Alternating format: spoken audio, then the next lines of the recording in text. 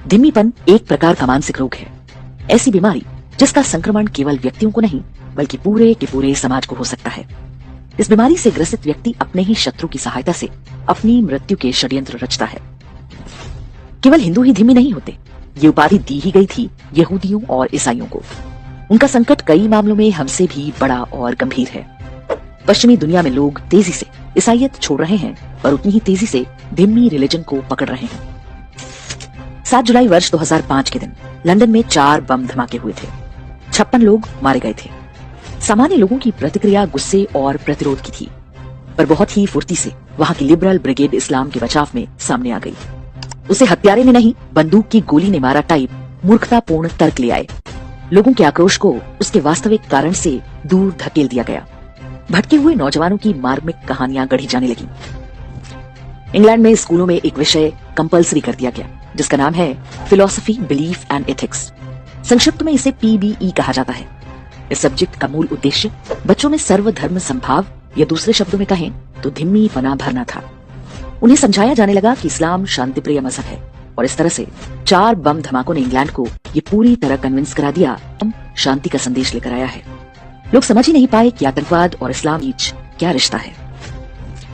आज के समय में आप इस्लाम में कुछ बोलकर चाहे सऊदी अरब या ईरान में बच जाएं, पर इंग्लैंड में लिबरलों के प्रकोप से नहीं बच सकते। वे आपको इस्लामोफोबिक बताकर मानवता और शांति का विरोधी सिद्ध कर देंगे। भारत में हम जब भी हिंदुओं को कोई सबक देना चाहते हैं, उन्हें यहूदियों और इजराइल का उदाहरण देते हैं। देखो उन्होंने कैसे अपने मजहब और मातृभूमि की रक्षा की।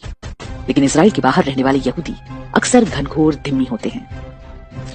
तो इंग्लैंड के स्कूलों में पढ़ाए जाने वाले PBE विषय में बताया जाता है कि कुरान कहती है कि अगर तुमने एक इंसान का कत्ल किया तो पूरी मानवता का कत्ल किया, और अगर एक इंसान की जान बचाई तो पूरी मानवता की जान बचाई। लेकिन इस आयत से ठीक बाद वाली 2 आयतें PBE की पुस्तकों में नहीं पढ़ाई जाती।